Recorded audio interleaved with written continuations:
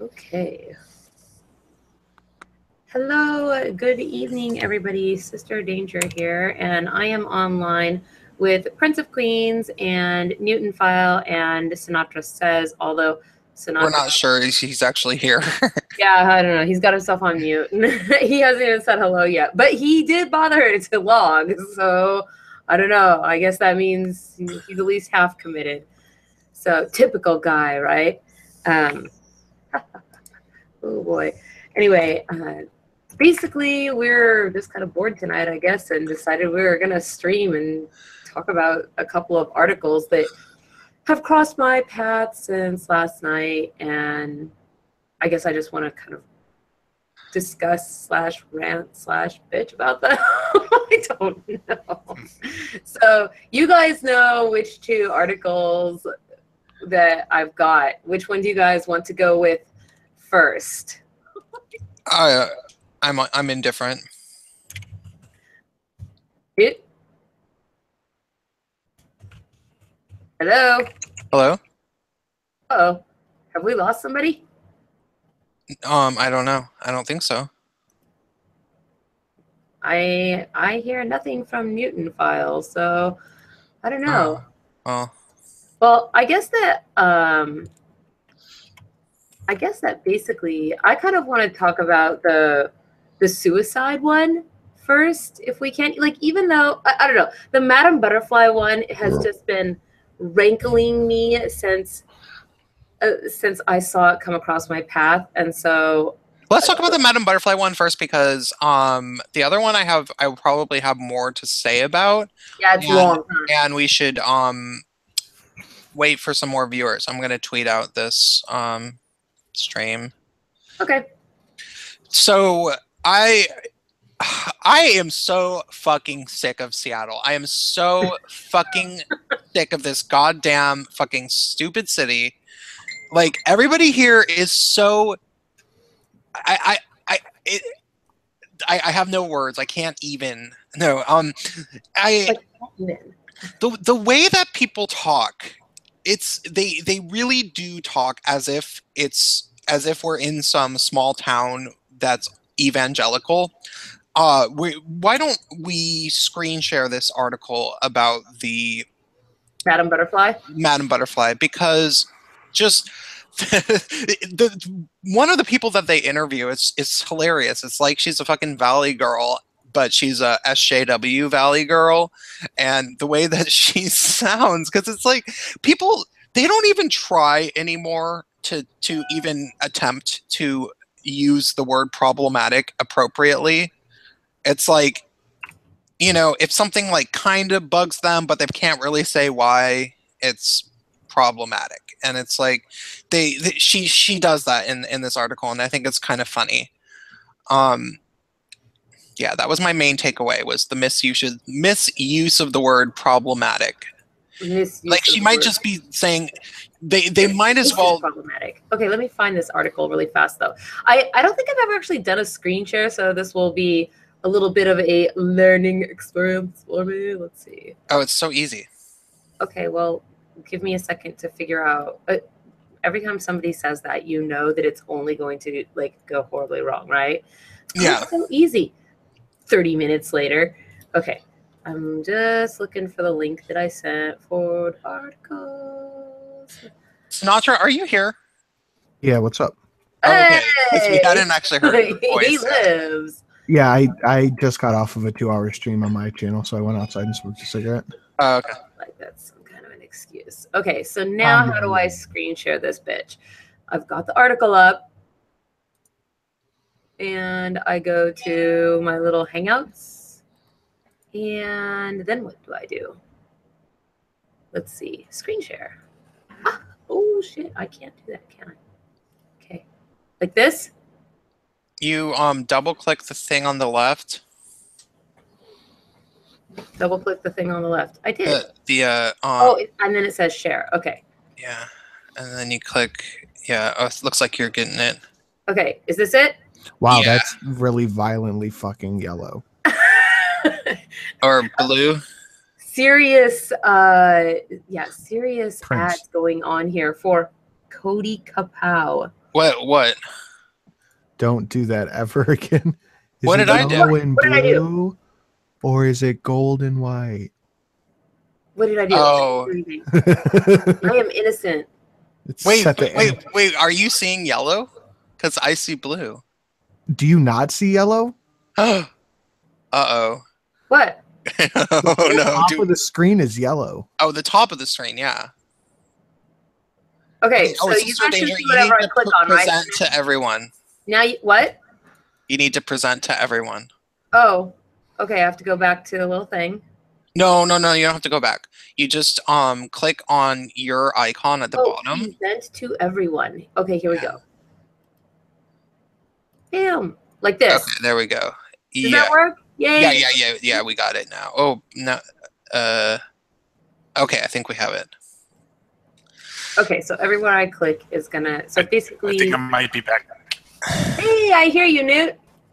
It's not even really yellow. It's kind of like the dirty filter end of a cigarette that's finished. Are you guys talking about the colors that I have chosen for my browser? Yeah.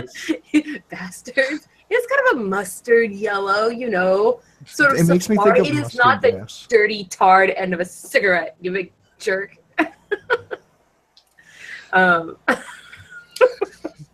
Okay, it's true. I do have yellow. Yellow is a bright color. It's intellectually invigorating. So, let's see. Okay, so the buzz around Seattle Opera's production of Giacomo Puccini's Madame Butterfly, which opens at McCaw Hall, blah, blah, blah, blah, blah. Like, there's a whole bunch of cultural controversy.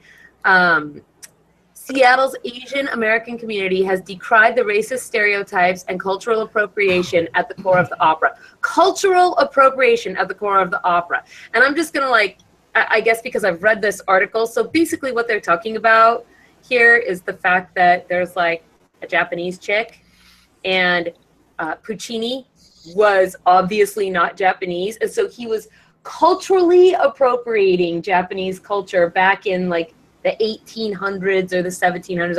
I can't remember exactly when he did this, but I think Puccini is the 1800s, if memory serves me correctly. Anyway, he was culturally appropriating back in the 1800s, writing about some Japanese shit he did not know about. What a bastard, Italians. And they kind of get all bent out of shape too, over what's her face, not wanting her to dress up and try to make her look Japanese. But let's see. So what are we talking about? We're talking about how there's this big controversy right now in Seattle. So Madame Butterfly opens next week at the Opera, and there's this big controversy with all the SJWs about how Madame Butterfly is basically this, it's racist, it's sexist, and the way that they're doing it isn't good enough for, all of our super blue lefty SJW friends out there. In addition, the Seattle Opera will refrain from attempting to make the opening night Butterfly soprano look Asian, a practice referred to as yellowface by critics. So yellowface, wow, that's new. Yeah. Especially since geishas are painted white. Well, this is actually an interesting point where they say that now I haven't seen Madame Butterfly. All I know is that the story has a really sad ending, and that's why I haven't seen it, because I pretty much don't like stories with super sad. I haven't seen Les Miserables either, because he dies, she dies, everybody dies after trying to do all the good things, and then life is just shitty and everybody dies. So I don't really want to see that, right? So it's kind of how I understand Madame Butterfly to be, right? This love story with this girl, and in the end, she gets knocked up by an American soldier or officer and then ditched and left to raise the child alone, is basically the story, as I understand it. So, spoiler alert. Didn't you go see the Secret Garden recently? Yeah, I did, actually. I really liked that one. That was at the Fifth Avenue. Well, it was sad, though, right? No, The Secret Garden is a good story. It's sad in the beginning, because in the beginning, the little girl, the way that she comes to be where she is is that her family, they live in India because they're a military family, and her family gets cholera and they all die in an epidemic except for her. So she gets shipped back to England, where her family's from, to live with her uncle, whose wife has died by accidentally falling out of a tree while pregnant. Oh, killing. God. Right. So right at the beginning, it's kind of like, yes, there are some tragedies, but The Secret Garden actually has a very good. The characters are really good characters, and I don't know, I could go on about it for a while, but the music was pretty good. I kind of would give it, I guess, like a 3.5 out of 5, but it ultimately has a happy ending where all these people with all their problems Spoiler come alert. together and make a family and have a happy end, right? So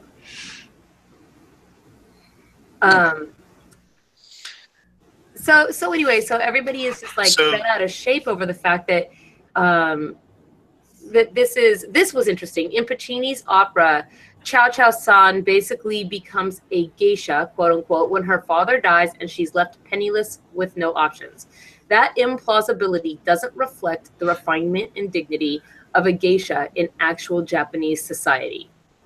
In other words, Puccini and his librettists engage in an act of cultural appropriation. So this is what they're all pissed about, is that he doesn't know anything about geishas and he makes the main girl character out to be a geisha. So, and then like it just goes, I mean, the whole stuff about the yellow face, and then there are people like, there are some Asian Americans who will never want to come anywhere close to this opera, even if it has a black butterfly and a Latino Pinkerton. Pinkerton is the name of the guy who knocks up the geisha. And I don't know. So I guess that like this just recently, it sort of fell in line with this whole thing. I want to say it was Mandy Patinkin stepped away from doing a role on Broadway because there was so much outrageous uproar about the fact that he was a white man doing a white man's role, but that there was, while they were looking to cast a new person for it, the person who was the substitute was a black guy, and then they recast with an actual star who was a white guy, and then everybody flipped the fuck out. And I'm just like, I don't know, it just pisses me off. I was recently reading this story about there's this woman that plans kids parties, right, for a living, I guess. At any rate, her daughter had a birthday party in which it was sort of a Japanese tea theme, and all the little kids were in kimonos, right? And this brought some criticism on the internet, of course. And what was interesting was there was a Japanese man that piped up to defend her, and his point was that cultural appropriation is bad only when the purpose behind it is mocking, right? In this case, and in the case of Madame Butterfly, it's an appreciation of Japanese culture and costuming and traditional values and music. And so in this case, then it's appreciation of Japanese culture, not mocking of it, and therefore it shouldn't be considered bad. Yeah, well, and it's also not like there's not a lot. Okay, it's been a very, very long time since I've seen Madame Butterfly, like since I was in middle school. But from what I remember, it's not as if they're like, oh, we are going to make an entire plot about that's supposed to be Japanese people, and it's supposed to be Japanese-like, and it's going to be samurais versus ninjas, man, and it's not about that. It's about a Westerner going to Japan. So unless we're not allowed to write stories about when Westerners travel, then Marco Polo, you're fired. Where were these people with all of their bitching and griping when they cast a black dude to play the gunslinger? Yeah, I'm just curious. Well, no, they never care about that. I didn't hear you. Sorry, say that again, Prince.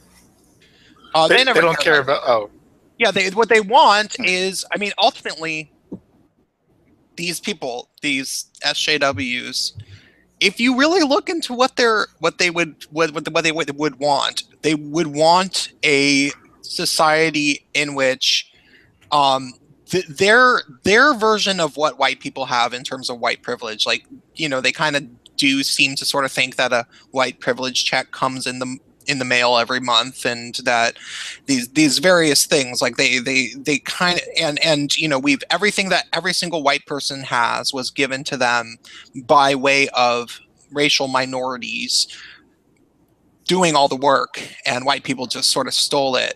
And what they want is a reversal of that. Like this, that if you, the more you talk to them, the more it turns out, wait, that is exactly kind of what they want.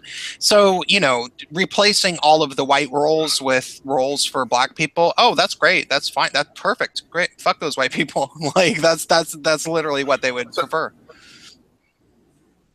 There may not be enough qualified Japanese opera singers in the world to populate performances of Madame Butterfly at any when it comes to opera.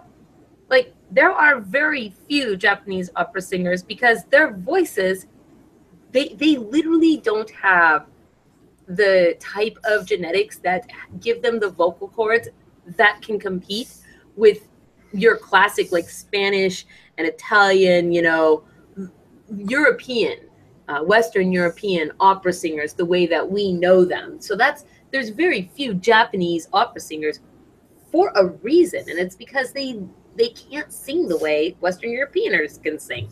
You know, I don't think there's anything weird about saying that. It's just kind of the case. You know, it's not there are some, but there are significantly few comparatively, and so I don't know. I just like I guess that the idea that an opera or any kind of a show, any kind of a book, you know, what if it's Huckleberry Finn? What if it's Uncle Tom's Cabin?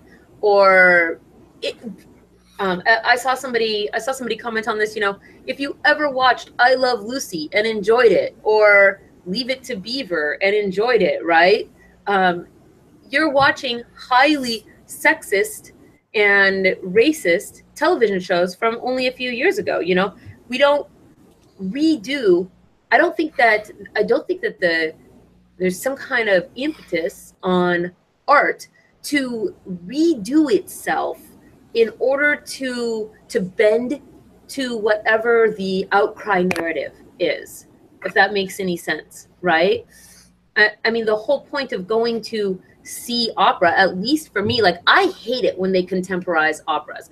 I love it when I go and I get to see the world kind of the way that it looked, you know, in the time period that opera was popular. So if it was set in Venice in the 1700s, you know, I kind of want to see costuming to that effect and settings to that effect, right?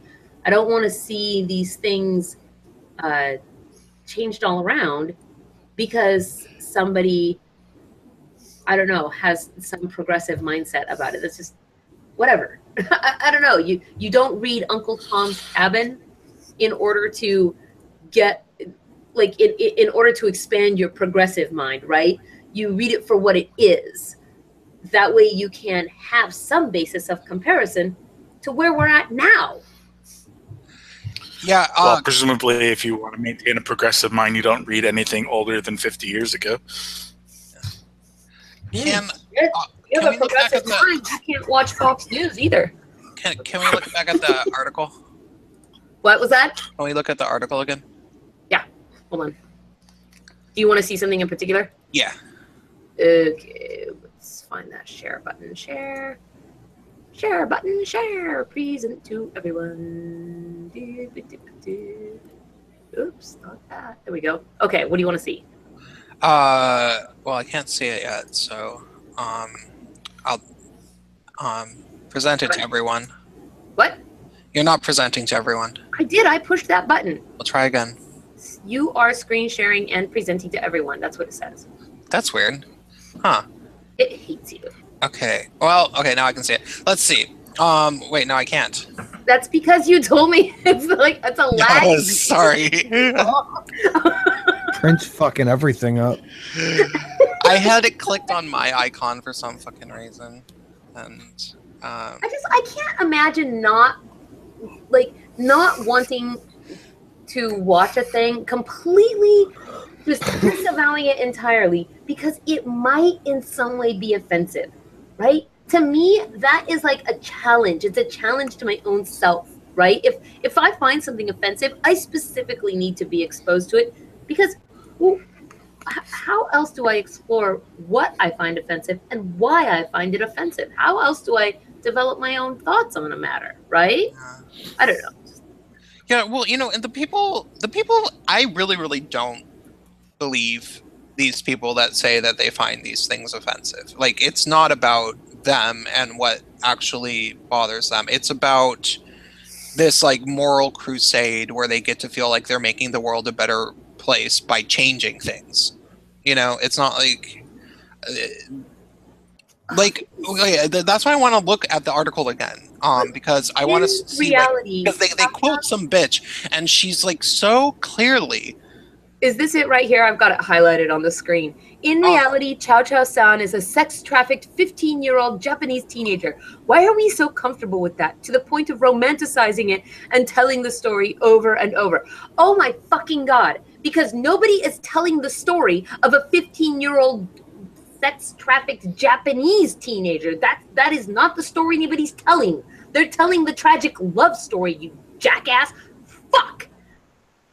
Wait, can you even if it is, it was set in an appropriate time period. What? Right, where that screen share. Even if it is that, then that kind of stuff happened.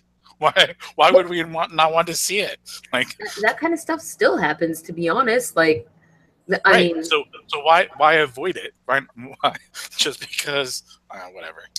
What do they think that? Sorry, what is it that you want to see, Prince? Your turn. Go. Well, let's see. Could you screen share the article? I am screen sharing the article. I have not stopped screen sharing the article. Why can't I see it? Oh my God, that's so weird. Okay, so let's go down further. Could you scroll down further? This is the bottom of it right here. Do you see where it's highlighted? I highlighted it here. Okay, let's go up to the part. There's a part where she starts talking about how she thinks it's problematic, and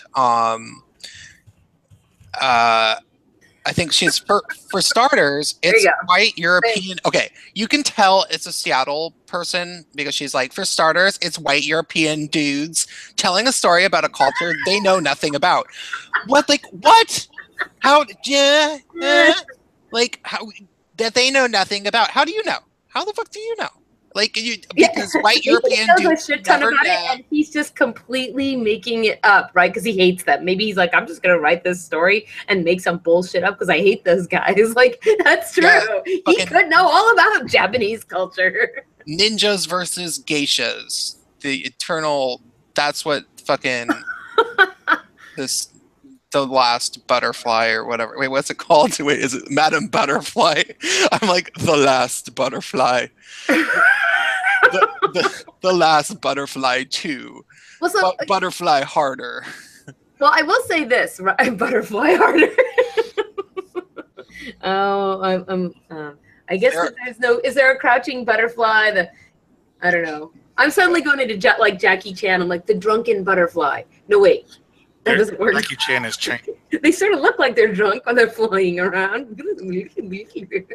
So, and then she goes on to say, there are some Asian Americans who will never want to come anywhere close to this opera, even if it has a black butterfly and a Latino Pinkerton, because it's so problematic.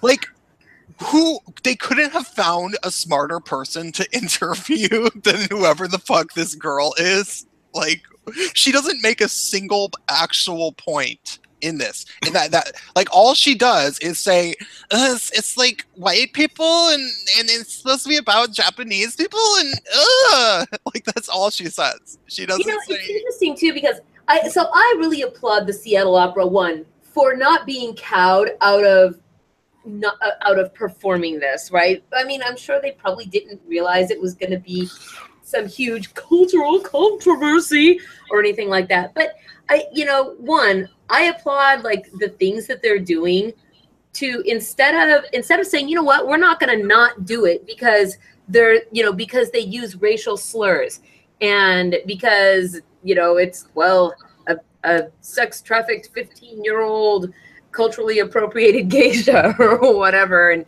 yellow face and stuff like that. I mean, they're setting up displays and doing, I don't know, I look forward to seeing it next Wednesday and just kind of seeing what they have. But I know also because I have season tickets to the opera. So after every opera, and the ballet actually does this too, they have what they call opera talks, and you can just go and it's always with the director, Aidan Lang, and then they usually have somebody who was one of the performers on stage come out, and then they engage the people who are there for the opera talks to discuss the opera, to talk about what they think about it, and what do they think about, I mean, because this isn't the first time they've ever had a really sexist opera, right? Some of these things are pretty they're old, that's how people were back then, and it's always an interesting discussion.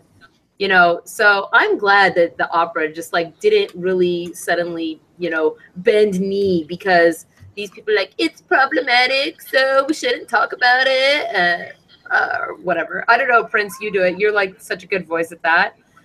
Drunken It's really problematic.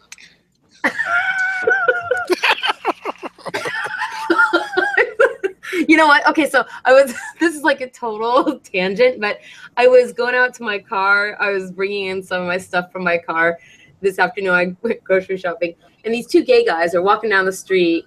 And, well, I assume they're gay because they looked like they were adults, two men, and holding hands, okay? So, holding They could hands. have been non-binary. Oh, well, whatever. So It could have been attack helicopters for all you know. Well, they were gay attack helicopters. Okay, they were. So anyway, so as I go up and I'm walking down the sidewalk, these guys are coming at me and they're talking to each other, and I go to like open my car door, and the one guy says to the other guy, he's like, I really love your eyelashes. And I go and I open my car door, like I just kind of passed by him, open my car door, and they sort of turned around and looked at me, and I looked at them and I was like, oh my God. Oh, Are you context. talking about my car because my car has eyelashes on it? Wait, they were talking about you or They not? were talking about my car, not about each other. But I thought that they were being romantic to each other. And I was like, I forgot my car had eyelashes. Thanks, guys. Okay, so I want to share. I think I'm screen sharing. Am I screen sharing? I don't know. But if you are, then I should probably go like stop screen sharing on my end. There we go. Yes, Yeah, I can see your screen. Well, let's Okay, see. so present me to everyone. Charles, Japanese Tea Party racist. But then this. Oh, is this the one you were talking about, Newt? Yeah, I think so. Although I can't see what he's got. It's probably the same thing. Yeah, it's pretty fucking funny. Oh yeah, it's the same thing. This is the exact thing I was talking about. So someone called this girl Japanese Tea Party racist, but then this Japanese user stepped in. Blah, blah, blah, blah, blah. You can imagine what it is. People said, oh, it's racist. Look at this. Blah, blah, blah, blah, blah. But yeah, the response is pretty good. Why is it not loading? Okay, there we go. Here is the response. I disagree. The makeup is clearly... Oh, wait. No. This is not it. She says... I am Japanese, in Japan at this very moment. The only people who think culture shouldn't be shared are racists like you. A vast majority of Japanese people actually enjoy other people making an effort to spread and enjoy Japanese culture and encourage it. Many make businesses in deliberately taking pictures of people in kimono. A common omiyage gift for foreigners from Japanese people is traditional Japanese things such as kimonos, tea sets, and shisa dog statues, etc. And to top it off, basically 80% of Japanese customs, tradition, and food came from other countries. Japanese is an integration of different cultures like America. Japan takes influences from places like Korea, China, Russia, and Europe. If Japan stuck to itself, there would be no tempura, Japanese tea, tea ceremonies, kabuki, Japanese bread, Japanese curry, J-pop, anime, cars, or modern fishing techniques. The picture is not yellowface. They are not making fun of Asians. In fact, it looks like they put extra care and research into their work. The only reason you have a problem with this is because that little girl is white, and you know it is acceptable on Tumblr to crap all over white people. The only racist here is you. And of course, someone says wrecked. You know what? R-E-K-T, wrecked. A couple years ago, I engaged the extremely trustworthy method of polling the people who were drinking with me in the bar at random about what they thought about cultural appropriation. Because I was at a bar and there was all these mixed people. So I asked everybody who wasn't white, right? I asked like a Greek dude and a Puerto Rican guy and a Mexican guy. And they all just looked at me like it's the stupidest thing ever, right? The only people who are worried about it are white people. Nobody else cares. And I was like, thanks, guys. Yeah, there's definitely, racial okay. It's white people mostly, and then there's racial minorities who only have white friends, and I feel like they kind of use it as a way of like extorting control over their white friends a lot of the time. It's like people like if for example, if there were times in my life in which I realized that I was hanging out with straight people who kind of like were proud to hang out with a gay, I was the cool gay friend that they had, and they kind of like had to agree with me about certain things, and it always became a very uncomfortable thing. But it's like some people choose to be the token and sort of hold their friends hostage, and I think that cultural appropriation became an acceptable way for racial minorities to start policing their white friends, so that their white friends had to kiss their asses all the time. And I don't think that it was motivated. Like, I don't think that the cultural appropriation police came from individuals doing that. I think that cultural appropriation was this big thing from grander culture. Like it came from the propaganda. You know how propaganda was legalized in 2012. I've talked to you about that, right? Yeah, you have. I think so. Yeah. So yeah, propaganda was legalized in 2012, and a lot of race baiting came with that. And one of the big things was cultural appropriation. Like you could basically accuse anything if it wasn't fucking apple pie and country music, it was cultural appropriation. And hey, country music is cultural appropriation too. We stole all that from the black people, right? Elvis? We was kangs. Oh my goodness! And if it wasn't that, then it was basically the bluegrass, which came from all of the voodoo, hoodoo. None of that used to be, gospel hymns or anything from, I don't know, Europe. The French. But regardless, like it was like this. All of a sudden, there was this gigantic cultural push. It's funny that I say cultural. This gigantic pop cultural push to make every racial minority paranoid, or that all of their white friends were racist. And I think that racial minorities who had mostly white friends were particularly susceptible to this. Like, if you were reading BuzzFeed and fucking feminist blogs, and all of your friends were white, it was particularly easy to start caring about these microaggressions and everything. And it was this weird, I don't know. But the point is, I've definitely known several people who are not white who care about appropriation and everything, but they're the type of people that get off on ordering everybody around them. Like it's like for whatever reason, they decided that every one of their white friends should be kissing their ass all the time, and they're like, cool, that's how it should be. They should be fucking paying attention to me. I'm oppressed, and it's weird. Oh, I'm being oppressed, bloody peasants. Maybe I'm weird, but I find it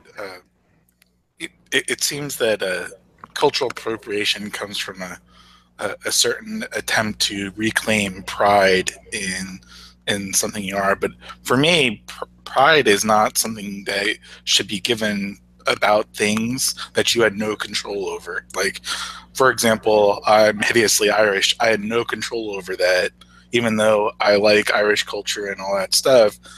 It's not a source of pride. I didn't control being Irish. What I controlled is the things I do, the things I accomplish. Those are the things I should be taking pride in. I could respect and honor and cherish my history, but to feel the need that you need to own this part of your identity is really weird to me. I don't think that's actually that weird. There was I don't remember where it was, if it was an article or something that I was watching. I can't remember a while back, but it was kind of on this topic about, it was Oxford Union actually, where they were talking about how national pride drives people apart, as opposed to bringing them together, because it makes people have this real us versus them tribalistic sort of mentality. Hey, Data. And and I actually, they were saying they had exactly the same argument you did. The house that was for the part of the house that was for it had the same argument you did, which is you have no control over where you're from, who you're born to. Why do you feel any particular sense of nationalistic pride or anything to that effect?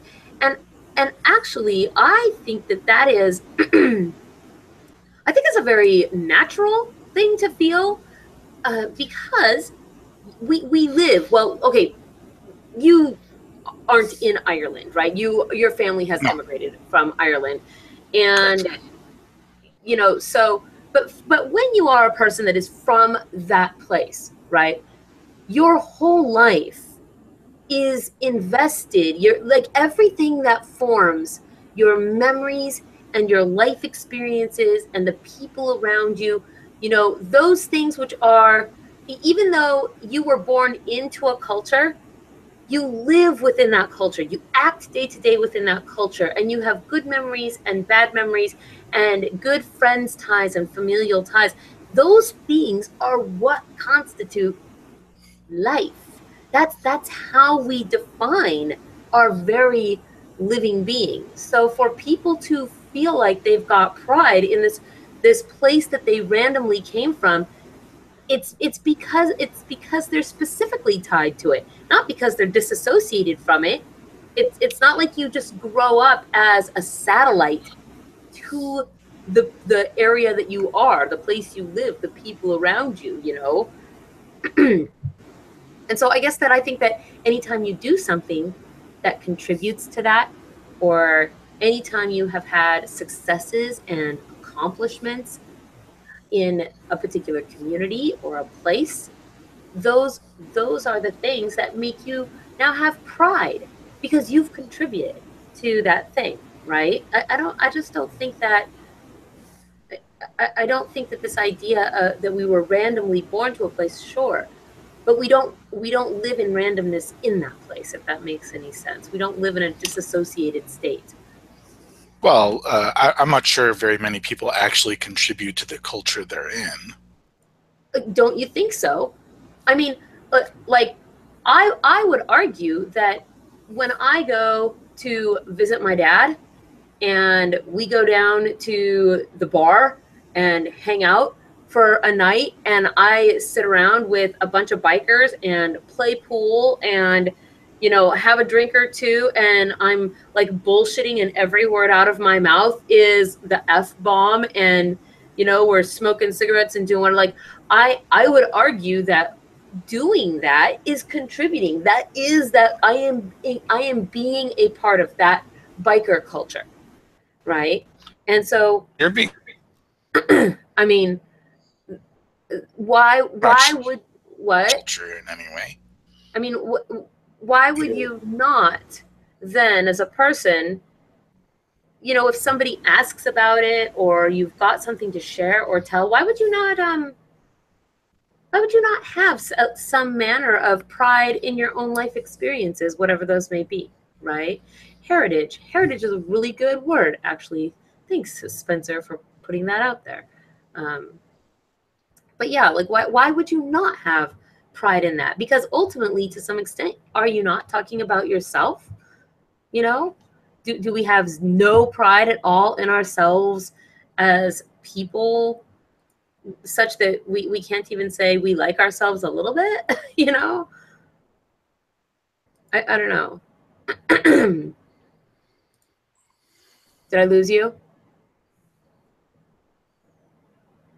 I'm here. Oh, well, you're there. Is Newt there though? Because I know he had trouble earlier. He said his computer was being finicky, so I don't know if that has happened again or not. I don't know. What do you think, Prince? Yep. Oh, sweet. What? I seem to be back. So we're talking about people contributing to culture and native pride. I wasn't particularly strongly opinionated on. Is there a specific question though? No. I just like. Do you think that it's odd or natural that people have pride in the place that they come from? The thing that I think about when I think about this question is that I am a native Seattleite. I grew up in Seattle. I was born in Seattle. I spent 12 years of my life away, but that's not even half my life, you know. I have noticed that out of everywhere that I've ever lived, I mean, you know, people in New York are pretty stoked to be New Yorkers. People think New York is a kick-ass city, and people in the San Francisco Bay Area really love San Francisco Bay Area. But people in Seattle largely fucking don't have a lot of pride in being from Seattle. It's weird, and they'll admit that that it's a very pretty city and that there's certain things that you miss when you leave Seattle. But for the most part, people in Seattle, they have a sort of disdain for other people from Seattle. So that's always what comes up to me when I think about it, because it's like there's so many people who have hometown pride, but Seattle is not really one of them. And I don't know where that comes from. I don't know. Maybe the whole gothy attitude of Seattle. Yeah, I'm not sure. I think it might have to do with the fact that Seattle was, you know, up until probably the 70s and 80s, a very, very small populous town, and it's grown very rapidly since then. So there's just not a whole lot of people who have a lot of roots from here. A lot of people in Seattle seem to be transplants brought in by corporate culture. Yeah. Yeah, that's true. Well, yeah. Well, that seems mostly true for the entire West Coast, to be honest. Yeah, to a certain degree. But I mean, you know, okay, well, certainly Seattle and Portland are like that. Though, yeah, in Portland, I don't think Portland has a whole lot of pride. But like people from LA and a lot of people from LA aren't particularly proud to be from LA. I don't know. It's hard to say. But Seattle in particular, they're like, oh, like if you meet somebody who just moved to Seattle, they're like, why'd you move here? like when I moved back home from Seattle in after college, people were like dumbfounded as to like why I would ever move back. And it was like, it's actually a nice place. I like Seattle as an actual city. I think it's got character, you know. It's not super crowded the way that Boston is crowded, but it kind of has its little old-timey areas, and I don't know, it's got a little bit of Portlandia mixed in with it, you know, like we have the bubblegum wall and some weird things, you know, in downtown and whatnot, the Fremont Troll and things like that. But I don't think it's a terrible place to live, but that, what do they call that? The Seattle chill, is that what they call it, Prince? Yeah, Seattle freeze. Yeah, the Seattle freeze. That is one thing that I've experienced and I despise. Of course, I probably would despise that in or out of Seattle. So people that are like that just piss me the fuck off. So I don't know. Okay, let's look at the other article. Want to now? Okay. Okay, so the other one is, let me get to it. And I actually I didn't get to look up the manslaughter laws in Maryland, which is where this case took place. But I don't know. I've been reading the text messages. more than what they just reported on in the news. Oh my God, I'm peeling. Oh, I'm like a lizard. I clicked on some links. Gross! Ow, yuck, I'm peeling like a lizard. It's disgusting. Go ahead. I've been clicking on links that led to more detailed listings of the important text messages from each day. I will be curious then to hear what you have to say, because I was watching some of the. So let me just start from the beginning. That way everybody's all on the same page and shit. So screen share. So present everyone. Go away. Here we go. Okay, so this is what we're talking about now, which was this just happened, and this woman was sentenced. She's 18, by the way. Woman sentenced to 15 months in a texting suicide case. So this ruling just came out, even though this has kind of been going on for a little while. The accusation is that she is complicit in involuntary manslaughter because she basically told her boyfriend to kill himself. In the long and the short, right before he actually did kill himself.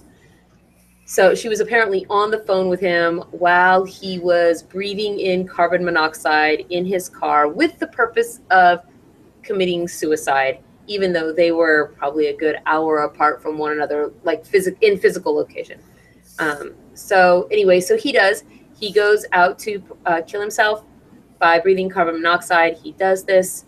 He's talking to her on the phone while he does it. He says he thinks it's working, and then apparently the phone goes dead, and she hangs up or something to that effect, or she hangs up, whatever the case. And then he does, in fact, die. And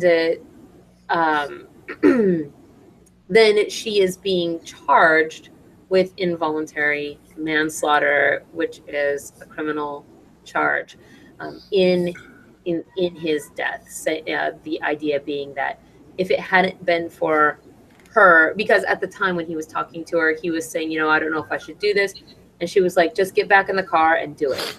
Okay, those were that was kind of the last conversation that they had, and so he got back in the car and he did, and he killed himself, and that was that. And then now here she got charged with being complicit in his death. And so I guess I'll kind of read. I guess I can read this to you guys. I don't know. Do you want me to read this? Do you guys want me to read it, or do you just prefer the summary with the discussion? It's up to them. I can can do do with it, so it's up to you. I think a brief summary would be okay, and then we could start discussing.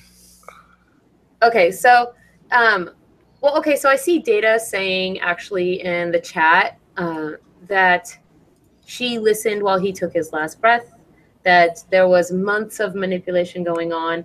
Her lawyer actually has a different story, being that in the months prior, she actually told him that he was sick, that he needed help. No, he shouldn't kill himself, that he should try to go to the same doctors that she was seeing.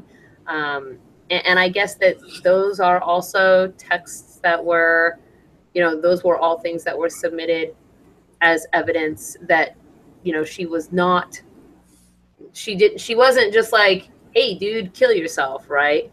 And I would say in regards to she listened while he took his last breath, I could see a much more damning case for that being actual if she was there looking at him. But if you're on the phone with somebody and they're like, I'm breathing in carbon monoxide, I think it's working, I'm passing out, clunk, right? And then their end goes silent. You aren't looking at them. You don't have any way to know whether anything they say is true or not true, right? I mean, maybe if she was there, I could see that being a stronger argument, right? But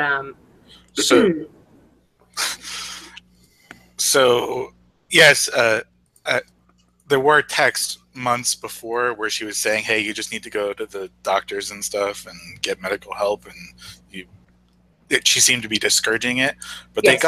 they seemed to get worse and worse. If you look at the text messages she exchanged with him before they talked on the phone the night he committed suicide, Yeah. It's things like you can't keep putting it off. You said you would do it last night, but now you're not doing it. You got to do it already. He says things like, should I do it now? It's too late. It's already light outside. He goes, no, you just drive someplace else and then do it. And it's stuff like that. It's just like, So here, recently, I want to say maybe not this last week, but maybe the week before, JJ Talks brought up on the Breakfast Club. She was talking about suicide, and she kind of made this controversial statement with which I agree. And by the way, her lawyer also did say when he was interviewed by the press, he says in Maryland, they don't have any laws against suicide. So it's not illegal to commit suicide. And it is also there are no laws that say anything about telling somebody to commit suicide. So that's not an illegal thing to do either. And yet she's being criminally charged for things that apparently aren't actually against the law. So that's a problem. Yeah, I thought that was a pretty big problem myself as well, because she didn't do anything except for talk to that guy. She wasn't there. She didn't help him. She, she didn't take any actions to slit his throat or help him, That's nothing. not entirely necessary. Charles Manson didn't kill anybody either. He just told other people to do it. And he got wait, sorry. It's not illegal to tell someone to commit suicide. In Maryland, apparently. In Maryland. As far as I know, it's just not illegal to tell anybody to commit suicide anyway. We say kill yourself all the time, right? Like, go wrap your head around a shotgun, right? I mean, we have all kinds of creative ways of telling one another to go fuck off that involve killing yourself. But it is legal to tell someone to go kill someone else. Or illegal. Well, in California, I guess. I think there was more with the Manson. I mean, I'm not super familiar. That was long before my time, but there was like a whole cult of. Oh yeah, he would go with his followers, and they would actually do the killing. Yeah, like it was kind of like religious-y. He got them to drink the Kool-Aid and do bad things, sort of thing. As opposed to this, she was 17 at the time this happened. I don't know how old he was. He must have been maybe 8, because they were both, graduated or whatever. But I guess that so JJ, what she had said was, she said, her thoughts on suicide, and to be honest, I kind of agree with her on this, really. But she's like, well, what if it really is bad for that person, and suddenly having feedback from somebody super bad. Somebody feedback. Can you guys hear me? Where's my little? I don't know. Can you guys hear the feedback at all? Like, it's just suddenly started saying something. Yeah, it seems like. I think it's coming from you. Me?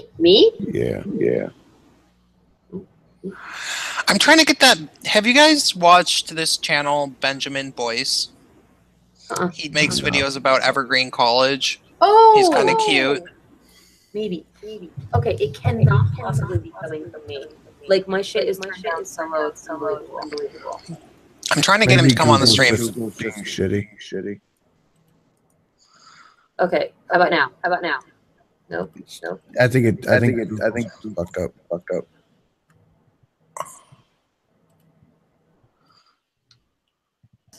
I'm trying to. I need this. Test. Yeah, I think Prince. Is it Prince? I think it's Prince. Unmute yourself, sister. Yeah, I think it's Prince. Okay. Okay. Not me. What? Okay, well, I couldn't hear it. That's weird.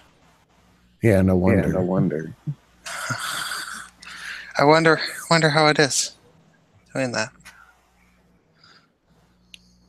How about now? Is it gone? No. So what type of noise is it? Echo. It's just a read. Harsh. I can hear it when Newt does it too. So that can be. I don't know. Mute yourself again, Prince, and let's see what happens. I muted him. Oh. Okay, so I think it's gone now. Is it back? Yeah. You can hear it. I can hear myself. Yeah, I can hear myself. I'm just gonna talk. How do I so fix can that? listen to the sound of my own voice. Yeah. So Try to leave and rejoin. Who is going to leave and rejoin? Prince. So I find this case very interesting because having read now many of the text messages, I don't think I could have convicted this girl, even though I now understand why they did. Because yeah, I think you're right. This is kind of an assault on free speech. The things she said seemed to encourage the suicide. On the other hand, she could have just been calling his bluff as a technique to get him to not do it or to seek help. Maybe she has the opinion that people can do whatever the fuck they want in life, and if you actually believe that your life is that bad and you don't want to live it anymore, you have a right to not live your life. You have a right to kill yourself if that's what you really want to do. Maybe I think that should be so. Maybe she was convinced that that really was what was best for him because of all of the trouble he was always going through. Right. I think most states, though, have a law against suicide, don't they? Yes, but the laws against suicide are born from the fact that it was an economic impact on a city-state way the fuck back before the United States was a country, when everybody's all over in Europe. Those laws are born of the fact that, if I owe you $10,000 and I can't pay that back, and then I go and kill myself, now you're out $10,000, and somewhere that has to be paid for somehow, or it just puts a lot of people out. And so in order to stop that, there was laws against suicide in the Roman army because they didn't want soldiers killing themselves in order to not go into battle, or if they were, whatever it was bad if soldiers killed. So they outlawed it. The punishment for trying to commit suicide, of course, was death, which didn't really make all that much sense. But I guess that what I'm getting at is there's this idea in everyone's heads that suicide, somebody killing themselves, is a bad idea, that at all costs we should stop people from killing themselves. And I'm just not convinced that's actually the case. We have assisted suicide for a reason, because it is worse to let people suffer and die a slow and miserable death than to just... Assisted suicide isn't something we have. What? It's Dr. Kevorkian lost his medical license for doing that. Well, Yeah. what I say is it's quality of life. It's the quality of life. It's the same thing in the Charlie Grad case. Let's said he would have a bad quality of life. Who the fuck besides you is there to decide what your quality of life should be or what you should not be allowed to do with your life. Like, I agree. I totally agree. You know, sorry, go ahead. I was just going to say, I too agree that people should have the right to commit suicide. I think doctors should be allowed to help you, even though they're not allowed to help you commit suicide. Are you feeding your cat? I don't think that's true in every state. I think Oregon, didn't they just pass a law in the last few years allowing for it? Because there was that woman with the cancer, and it was a whole big news thing about her. I'm pretty sure that was Portland. And she had cancer, and she had a few months left to live after she was diagnosed. And she said, you know what? I'm just going to go ahead and go out on my own terms. I'm going to settle up all my affairs, say goodbye to my family, and then I'm going to kill myself and fuck all of you all. And do you think with suicide, you should get like, it can be like transgenderism, where you get a psychiatrist consults you, like after 6 months of seeing a psychiatrist, yes, it's okay to kill yourself.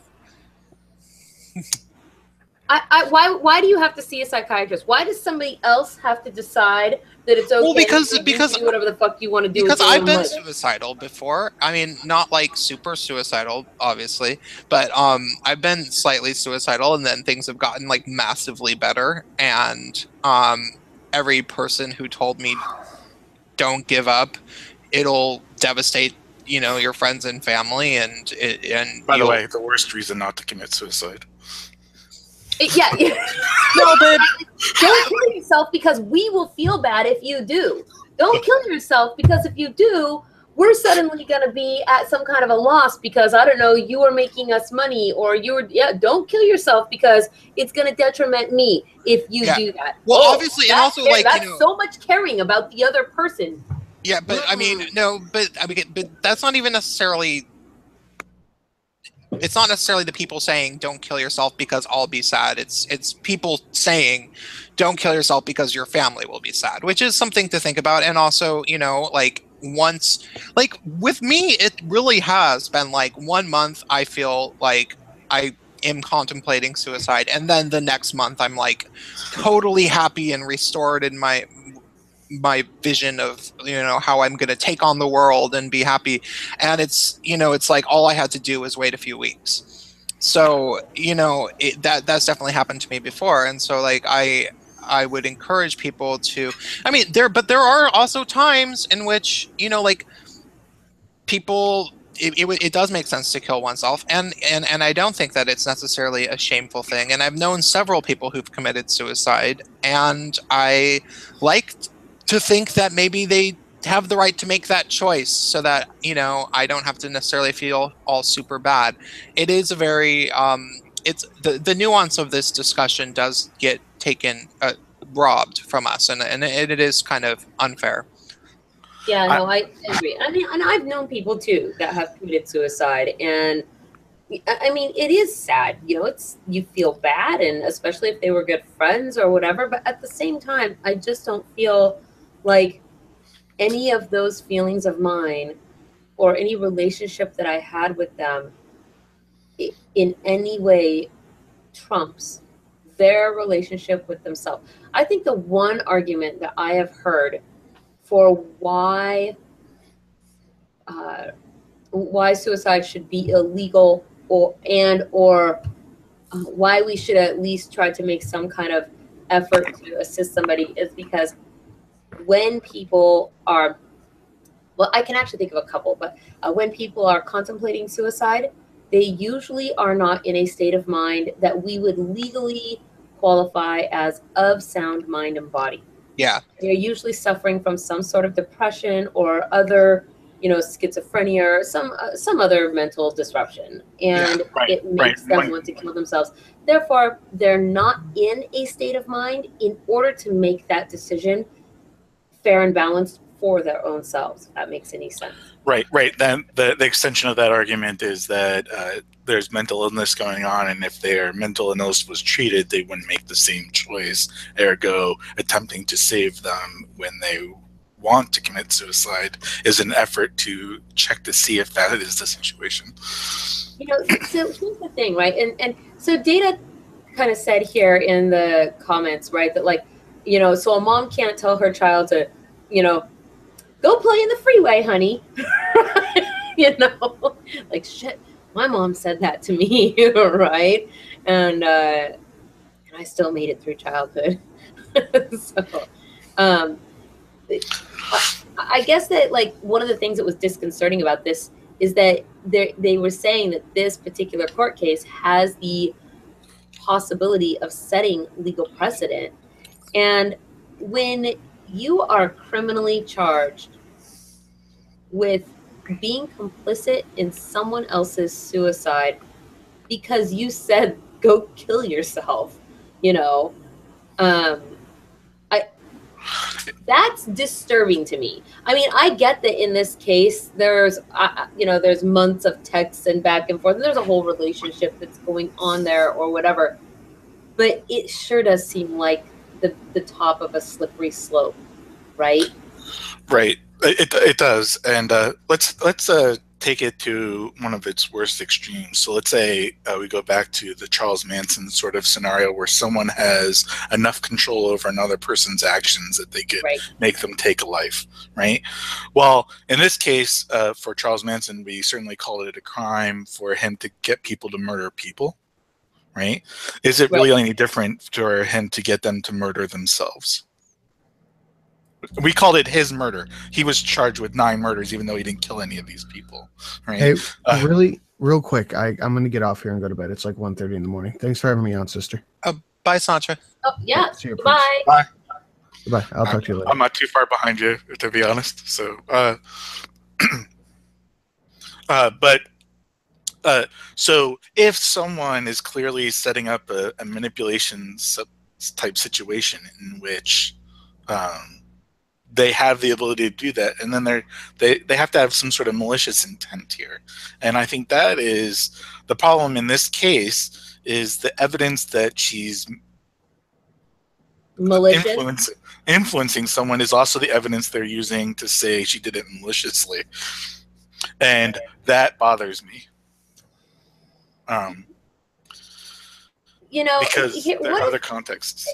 I guess like another thing that concerns me about it is that what if the manipulation is from the other end, right?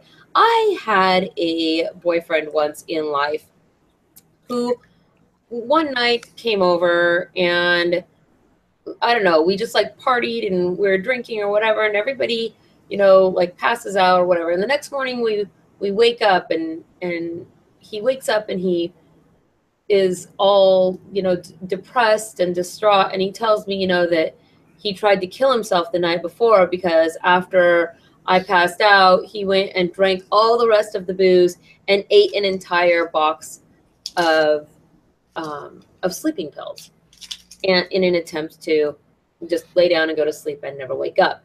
And I was very freaked out by this. I was like, oh my God, like this is terrible. Are you okay? Like you need to get help. This is not a normal thing to do, right? And but he resisted. No, he's not going to do it, and this, that, and the other. And then probably about 2 months later, he does the same damn thing again. And that time, I went from like all mercy to just no mercy. I was like, you know what? If you're gonna fucking kill yourself, kill yourself. Like, get out of the way or fight. But this bullshit of I'm gonna kill myself today. I'm gonna kill myself today. I tried to kill myself last night. Like, to me, that really resonated as just he was just a drama queen, and he just wanted all this like really, if like, you don't let me get anchovies on the pizza, I'm gonna kill myself. Yes, and so when I think about this case, though, I think about specifically that scenario because I literally was like, you know what? Shut the fuck up. Like, kill yourself or don't. But don't go back and forth all goddamn day about it. Like, shoot or get off the pot, right? Well, and it's also like, don't start making it seem like I'm supposed to feel like I contributed to this somehow. Well, that's what I'm saying. But if you were to take that, just that, kind of that little isolated and look at that in court and go, yeah, well, you told him to kill himself. Hold on. No, I didn't tell him to kill himself. I tried to help him. That was my first recourse, right? Was like, you need to do something. Or what would happen? Let's just say, let's take that scenario, right? And let's pretend for a minute that I think I'm saying helpful words to him because I'm not an experienced or, you know, doctor psychologist, right? And I think I'm trying to help. And I think I'm doing the right things. And then in the aftermath, his family finds out about, I don't know, the conversations, the intimacies of our relationship, and they decide that I was detrimental to him, and now they want to sue me, you know, or bring me up on criminal charges for his death, even though, you know, like what if somebody what if somebody came to you? I mean, even at random, came to you and said, "Oh my God, I feel like, you know, I'm so depressed and I want to commit suicide." This this type of case immediately puts anybody who is on the receiving end of hearing that in the position of, if I say anything, I could get in trouble. Like I could go to prison if this person then goes ahead and does it and I didn't do whatever the right fucking thing was to do. And they may not know what the right thing to do is, right? So Well, right, and good Samaritan. Do you see what I'm saying? Okay. No, do you see what I'm saying? Yeah, I do. It extends to other Good Samaritan scenarios also. Like in this case, where you were arguing that what if she was trying to help, which could be. And by the way, I think that is based on my reading of the text that is plausible, right? That if I see someone broken down on the side of the road and I go help them, and as it turns out they're hurt a little bit, and I try to help them, but I accidentally open up stitches that were there or something like that, I could then be criminally responsible for hurting them, right? Whereas right now, Good Samaritan laws in most places prevent, if I was honestly there trying to help, even if I did it incompetently, it wouldn't be my fault because I was trying to help. Right. So you think that you would fall under the protection of Good Samaritan laws. And of course, that means though that so this case is an attack on those laws, right? I guess it is because in this state, I would argue that yes, it is an attack on those laws because the state of Maryland does not have laws against suicide, right? So they are making the assumption here that living is automatically the better way to be, right? Even though they don't have any laws against that or whatever. And then, yes. And Maryland has Good Samaritan laws. I don't even know if what just came out of my mouth made sense. It did in my head. But if you're in a state, though, where there are laws against suicide, okay, that state has declared that they think a person killing themselves is not the optimum condition for life. So if you were taking actions like she was taking, even though she might believe that what she's doing is helping him because he obviously is a soul in pain or a mind in pain, and it might be better for him to be released from the world, even though she might think that, if it is the stance of the state that dying is not preferable to living, then she is definitely crossing. She's not coming into conflict with Good Samaritan laws, because regardless of what she thinks she's doing, she's still helping him to death, which the state has already said that they don't think is the preferable way. Now, that's not the case in Maryland, right? They haven't said that. So for them to then condemn her for doing what she thinks or thought at the time may have actually been helpful to him would be, to my mind, crossing Good Samaritan laws. I don't know if any of that just made sense to you guys. I don't know. I think that there isn't an argue. I think I can see what I think that you're trying to argue in general. Like, you know, there's people who want to commit suicide, and maybe you can have a deep philosophical talk with that person, and that they come to the decision that it's the best thing to do, and blah blah blah blah blah. And it doesn't necessarily make you an awful person if you agreed that that it is the best thing to commit suicide. But ultimately, like with this case, it was like, how old was the boy? 18. 18. Yeah, I mean, I don't think that there's any real reasonable justification for a non-poverty stricken, non chronically ill or terminally ill type person to 18-year-old to kill himself, and that's where this And I becomes. mean, what if somebody says to you, like, what if you went onto Facebook and you're like, you know what, fuck you, go kill yourself, and then that person actually did, and then somebody decided they wanted to correlate your saying that with their death. Yeah, well, I mean, but like, wasn't she like texting him for weeks and shit? Months. Months, yeah. It was her boyfriend, and they Yeah. had gone all back and forth about all kind. And he wanted her to commit suicide with him and do a Romeo and Juliet thing, and she said no. And he had tried to commit suicide before. So there's this guy that I used to know. Oh, sorry. I was just going to add to the details of the text messages, but it's not important. Go ahead, because you said you read the text messages, or a good deal of them, right? Yeah, I read quite a few of them, but they start out. So the ones I guess that I read start about 2 months before he committed suicide, and end on the day he did. They start out great. Like, I can't believe she got in trouble for these texts because they were, you really need help, kind of thing. But they do get rather dark. Like, there's a week or so where she's basically trying to convince him to actually purchase a thing that would produce carbon monoxide, because they apparently had already decided on that as a method. So the whole thing is very weird, but I think it's plausible that she was just trying to call his bluff, and the more she would encourage it, the more he would think, maybe I shouldn't go that far. Like, right. Well, kind of in the same way that I did, right? Because right. I mean, when I did that, when I was like, look, if you're going to kill yourself, fucking kill yourself, right? That was literally the last time that he ever did that, at least to my knowledge. I mean, what?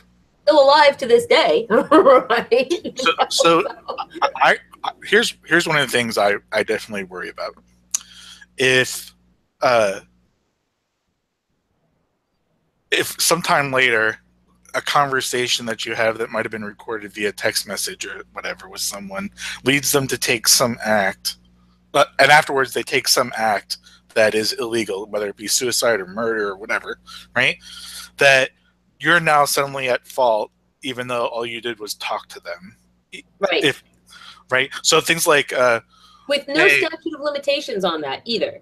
Right. So let's say it were as simple as, hey, I really need you to come to the prom with me, or I might kill myself. No, I never want to go to the prom with you. Stop texting me. And then the boy commits suicide. All of a sudden, this girl's in trouble, and that bothers me, because that's clearly this only leads to bad speech problems, right? I think these messages weren't a clear enough sign to me that she was manipulative, right? That I needed more to show that she was. I agree that if she was manipulating him with some sort of intent. What was she manipulating him to do is my question. What was she? Well, she's basically telling him to commit suicide, giving him advice about where to do it and when to do it, and berating him for not doing it the day before and stuff like that. So, like, here, let me read the last day. Did they ever come up with a motive? They probably did, but it's probably in court documents that I didn't read. Well, they do say in the interviews and with her family and the boy's family and whatnot, that she was doing these things because she would have these conversations with him or whatever, and then she would turn around and tell people, you know, friends at school or whatever, about the situations, whether it was she's helping him or he's this or he's that, whatever it was garnering her attention, you know. So their argument is that she was an attention, you know, seeking, just craving high amounts of attention. His suicide issues helped her get that attention in various different ways, and therefore she was manipulating him to help satiate that craving or whatever. So I don't know that I really, you know, the thing is that I can agree that people do that, teenagers do that, people do that. I have real difficulty thinking that kind of the younger people are, the greater the greater the difficulty it is in my mind that they're doing it with any kind of real experience, right? When you're 16, you might know what will get you attention, but you do not have the longevity. You just don't have more than a one event horizon, you know, for the things that you do in order to be that fucking manipulative, unless you can show that that person is in some way, you know, just like super intelligent or something, right?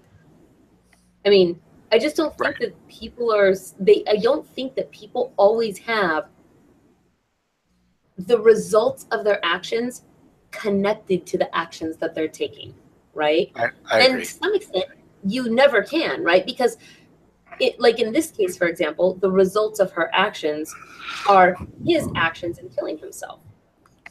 How can you ever control that entirely? Like, you can't. Ultimately, he still is the person that has to take that action, right? Right. So let me read the text message exchange on the last day, right before they have their phone call. That's the last phone call. So Carter is her, Roy is him. Carter, so I guess you aren't going to do it then. All that for nothing. I'm just confused, like, you were so ready and determined. Roy, I'm going to eventually. I really don't know what I'm waiting for, but I have everything lined up. Carter, no, you're not. Conrad, last night was it. You keep pushing it off, and you say you'll do it, but you never do. It's always going to be that way if you don't take action. You're just making it harder on yourself by pushing it off. You just have to do it. Do you want to do it now? Roy, it's too late. Question mark. There's a question mark on that. It's too late. IDKK, it's already light outside. I'm going to go back to sleep. Love you. I'll text you tomorrow. Carter, no. It's probably the best time now because everyone's sleeping. Just go somewhere in your truck, and no one's really out right now because it's an awkward time. If you don't do it now, you're never going to do it. And you can say you'll do it tomorrow, but you probably won't. You just need to do it, Conrad, or I'm going to get you help. You can't keep doing this every day. Roy, okay, I'm going to do it today. Carter, do you promise? Roy, I promise, babe. I have to now. Carter, like right now? Roy, where do I go? Frowny face. Carter, and you can't break a promise. You just go in a quiet parking lot or something. Those are their So this last is like texts. the last conversation that she has with them, right? So she wanted him to die. She gets on. They have a phone call after that, in which he's in the process apparently.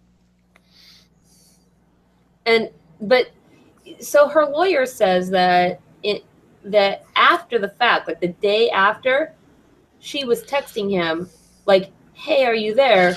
You didn't actually do it, did you? Please get back to me. You're scaring me." Right. Those texts could exist and probably do. Yeah. You know, so that kind of indicates to some extent in my mind that she doesn't really actually take him seriously, you know? I don't think she does, which is why I would never have convicted her if I were on her jury. This is too circumstantial, too plausible to be something else. But a lot of these texts do sound bad, and I see why the jury probably did it. I don't know, it's bad. I mean, does that exclude that, you know, the whole entire month before where she's trying to get him to go see a doctor and seek help, and he won't do it? And won't... No, so that was July 12th. She basically stops telling him to seek help in June. June, July 7th or so. I don't know. I'm actually kind of I'm curious enough about this case that I sort of want to dredge up the case file and actually read the transcript. And I think that would be very interesting. And there are apparently hundreds and hundreds of pages of text messages and evidence. So, and I didn't read that many. I only read a few days. So I guess it just seems so weird to me because, like, okay, Prince. Yeah. You said so. You have like been, you were saying earlier that you've had times where you felt like you wanted to commit suicide, right? Yeah. So, did you ever talk to anybody about that, or did you ever have anybody that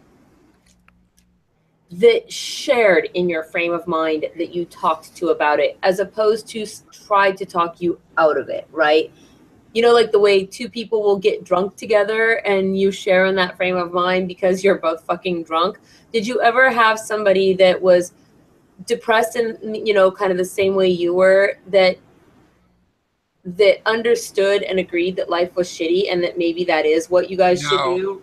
No, not at all. No, because like for me, it's due to like mood, like things that have been clinically diagnosed, mood problems of mine, and I knew that it would go away. Like I'm like, okay, this is a chemical thing. Like I guess I got to give it a few months and it will change. And even further than that, I also knew that I shouldn't talk to people about it. Well, okay, for one, I knew it was going to be temporary, but also if you tell people that you're suicidal, a lot of the time that's like the way to get committed. Like they will actually so like there's certain Can they commit you? Yeah.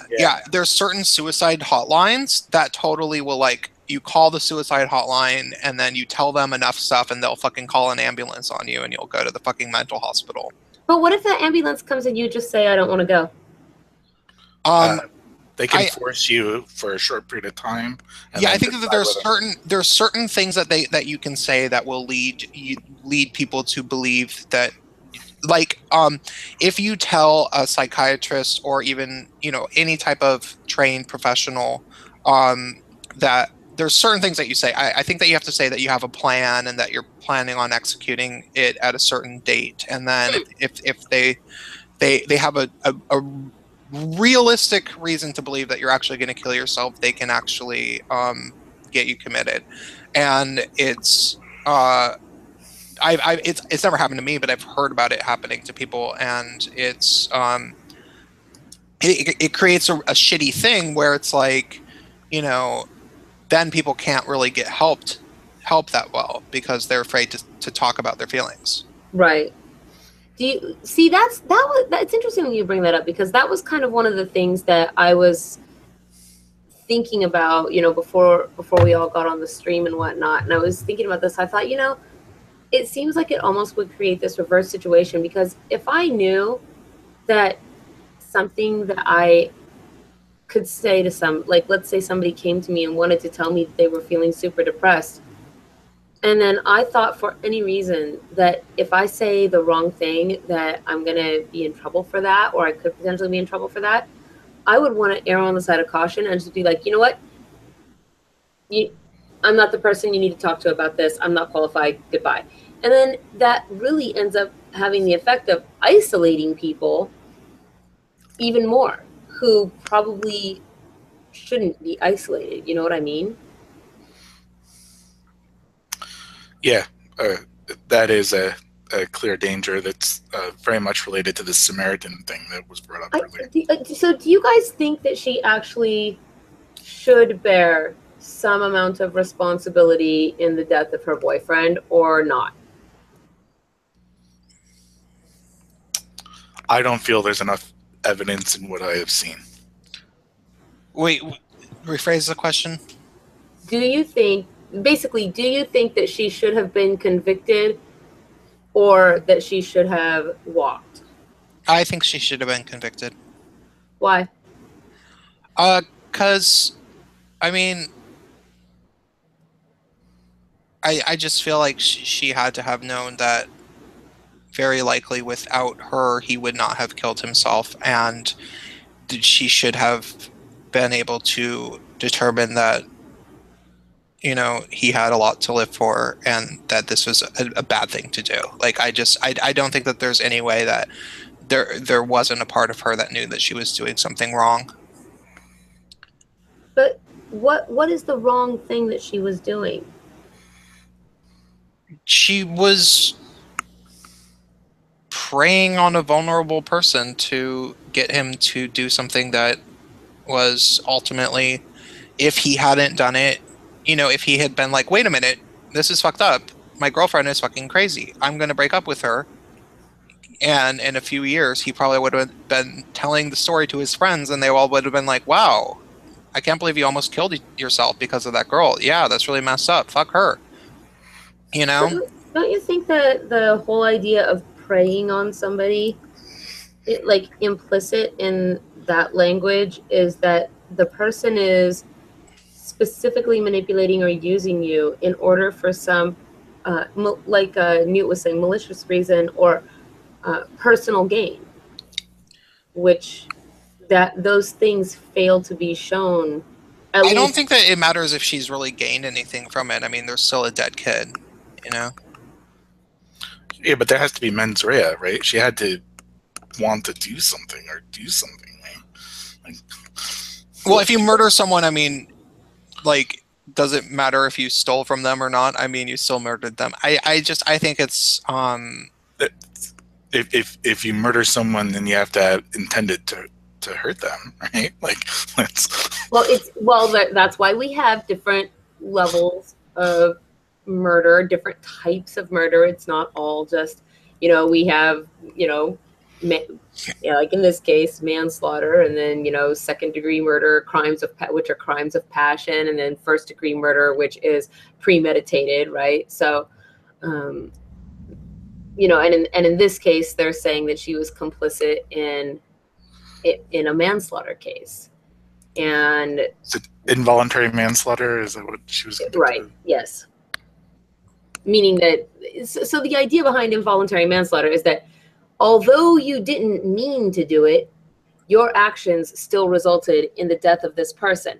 And this is actually one of the contentions that her lawyer has, with which I agree, is that, first of all, it's not illegal for him to have committed suicide. And second of all, her actions were nothing more than talking. She didn't, and talking is, as her lawyer puts it, protected, right? Like, speaking to people is protected speech. Like, that's you. So I don't know. I guess that, like, the idea that her talking to him, then making her responsible in part for him committing suicide because of text messages, to my mind, is a really troublesome precedent to be setting. And to some extent, I wonder, are they making an example of this girl in order to be able to have some kind of precedent for things that we actually do consider to be cybercrime? Because we have not very much in that field of law with regards to cyberbullying and cybercrime. Maybe this girl just unfortunately happens to be, you know. So yeah, maybe. I just happened to look up the on findlaw.com, Maryland's involuntary manslaughter law. Yeah. And assisted suicide is illegal under that law. It's considered involuntary manslaughter. Assisted suicide is illegal? Yeah, it's a felony. Okay. But that seems to be, and it's assisting another by coercion, duress, or knowingly providing the physical means, or participating in the physical act. What are you reading? What are you reading? It's statelaws.findlaw.com, No. Maryland law. You are reading something, the definition of something. What is the word you're reading the definition of? Oh, just send me the link. it's I'll send you the link. Okay. I'll put it in the Google Hangouts chat. Okay. I don't know. I find myself really, really leery to I hope. go ahead. No, I want you to finish your thought. I just find myself really leery of holding person A accountable for the actions of person B over words. Not like I was holding a gun to that person's head and telling them either you do this or I do that, right? You know, I mean, we're talking about text messages, and I let's see. So involuntary manslaughter, sometimes known as criminally negligent homicide, accidental killing caused by a person's criminally liable recklessness, or criminal negligence. So what do we have for recklessness here? Yeah, recklessness could apply to what she was doing, I suppose. Or criminal negligence or something. What? Or criminal negligence, perhaps, for criminal negligence probably is more with relation to whether or not a person has some kind of a legal obligation towards somebody. So it'd be criminal negligence, for example, if you were a psychiatrist and your patient was telling you they were going to do this thing and going to do this thing and going to do this thing, and you didn't take whatever the medical procedures were in order to, that could be criminal negligence, right? And it's criminal because you're already bound by the law to be innocent, but she is not. She's just a, she's just a person. Does that make sense? So anyway, in Maryland, although there is manslaughter statute, manslaughter itself isn't defined in the statute. Okay, it is a common law. So let's see. Oh my goodness. Oh, interesting. Okay. So they depend on case law for things like this. Let's see. Common form of involuntary manslaughter is vehicular homicide or killing. Let's see. Let's see what this says. Involuntary manslaughter. I want to see what her actual charge was. I think it was involuntary manslaughter is what she was charged for. I think so too. But I haven't listened to it in a couple of hours, so I don't know. Oh, there's a stupid fly. Okay, another form of homicide, lower penalty than murder, or even assisting another to commit suicide. Purposefully assisting another by coercion, duress, or knowingly providing the physical means. Okay. So it's a felony that can be punished up to 1 year imprisonment. So she was actually up for, originally, her sentence was reduced to, I want to say, 2 years of, what do you call it when somebody watches over you? God damn it, the word is totally slipping my head.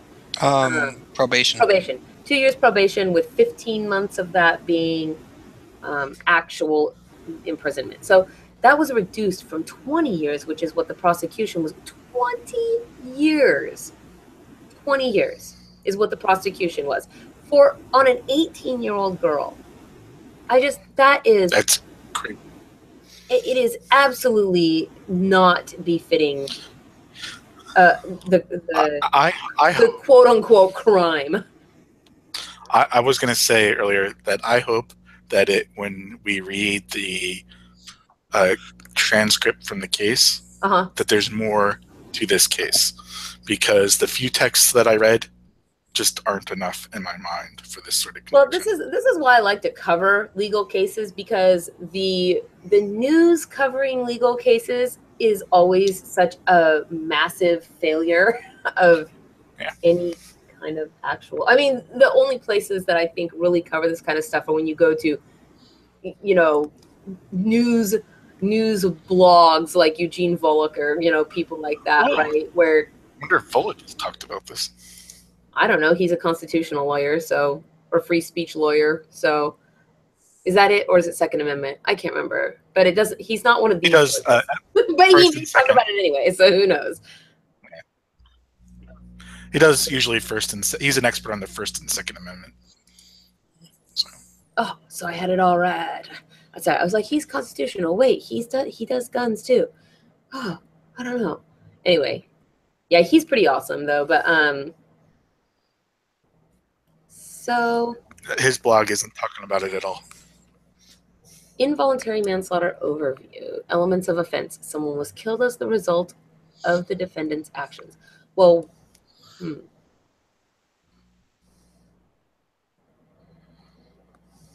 you know, I could get on board with that if it was illegal to commit suicide.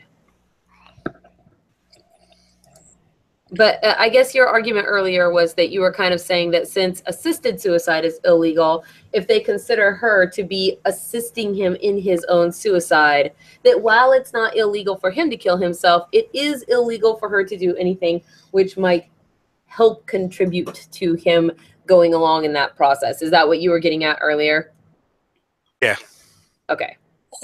But it's also such a different thing because he was a perfectly healthy young man, and her, you know, needling him contributed to his mental state, which led him to believe it was a good idea for him to kill himself, as opposed to assisted suicide is such a different thing, you know. Well, you know, she also though was not. She also had her own mental issues and had been seeing a psychiatrist for who knows how long as well. So that to me makes it is like, okay, so we've got two teenagers here who both seek psychiatric help on a regular basis. And are we is there any wonder that they're all fucked up and confused, right? I don't know. Like, you're going to hold her completely accountable when she herself isn't even in the right frame of mind? Well, it's hard to say. I mean, just because she's seeing a psychiatrist doesn't mean that she's not. I mean, well, it sounds kind of like she's sort of fucking crazy. I don't know. I don't know. Like, I don't know. Now I really kind of want to grab this case and go through it and see what I actually think, because this is sort of like with the whole Brock Turner case, you know, and everybody was in such a uproar about that. Oh, he only, you know, got this, you know, 1-year sentence, and then it got commuted to 6 months. And the way that the news portrayed it was so, it was clickbait. It was inflammatory clickbait is what it was, you know? And they just didn't mention all the things that didn't fit with the narrative of boy rapes girl, look at all our rape culture, you know? Right. I mean, they left out, for example, the fact that as long as you have good behavior, no matter what your sentence is in California, if it's 20 years or 1 year, no matter what it is, if you have good behavior at the halfway point of your sentence, you're up for parole. Done. That is like California state law. But did they say that? No, of course not. They're like, oh, it just got commuted to 6 months because we live in a patriarchy. No, you fucking jackasses, because that they have to. It's the fucking law, you know? So and there was a study. There was a study done by experts, not the white man judge, to come up with a recommended sentence for him, and they recommended less time than he was given.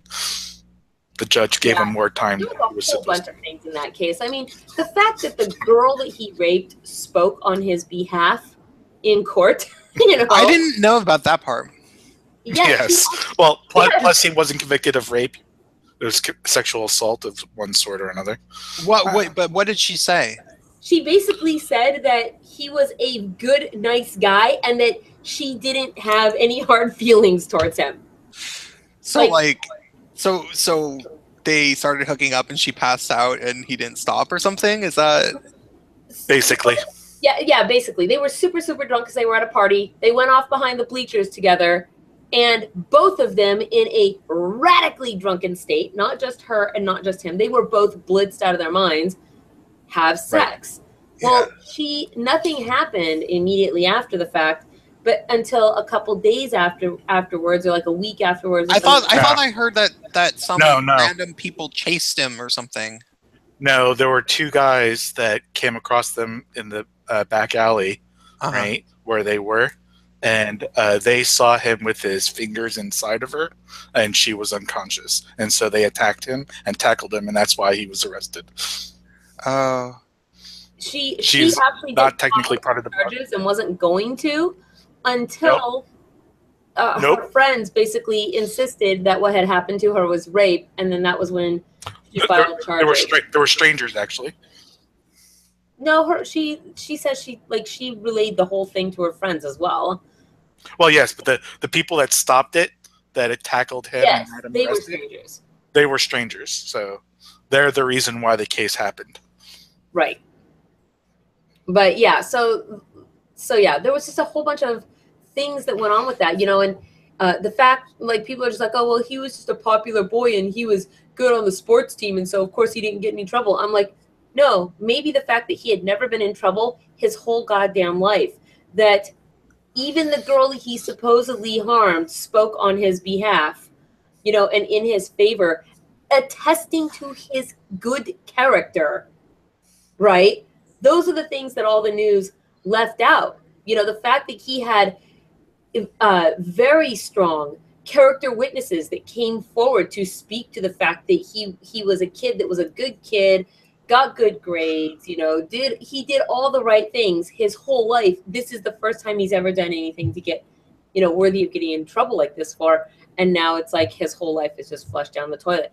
And the fucking media just made it out like he was this brutal rapist who's just getting away, jolly old fucking, jackass frat boy scot-free. It was so aggravating. Like, after I read the case, I was just, I don't know. It was so aggravating. I was like, oh my God. I knew that it was a lot more contentious but I didn't know the actual details. Like, Janice Fiamengo made a video about it. But it was, it was like there needed to be some sort of like rape on a college campus that was really bad that everybody could, point to, sort of like emblematic of the rape culture epidemic that doesn't actually exist. And then it turned out that the emblematic case like wasn't even real. Like, it was basically consensual sex. She just happened to pass out, from what it sounds somewhere in the middle of whatever. I don't know. Because the more and more I look at it, it's like, it really seems like young men on college campuses are fucking terrified of girls because of all this stuff, and it's been like this for a few years. Like, we've had live streams with young men who are college age, and they all want girlfriends. They don't want to hook up. They're like, they're very terrified of it, and it's like, I don't think that we were like that when we were, in college age. Like, I think that we mostly would be like, yeah, I mean, I'd like a girlfriend or a boyfriend, but I wouldn't mind hooking up, like. Yeah, I don't feel like that was any kind of an age that I came up through. I mean, I feel like I came up, even though, I was kind of a late bloomer with regards to the whole sex scene or whatever.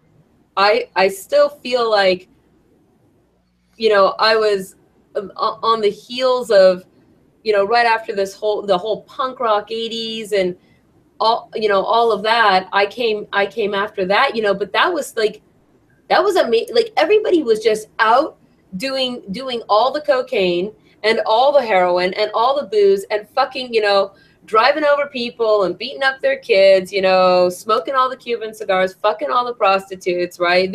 Everybody was Motley Crue, right? So, I guess that I don't feel like I came through an age where people were afraid, even afraid. And to some extent, guys these days are quite validated. I mean, how do you know whether or not you are about to stick your dick in crazy, right?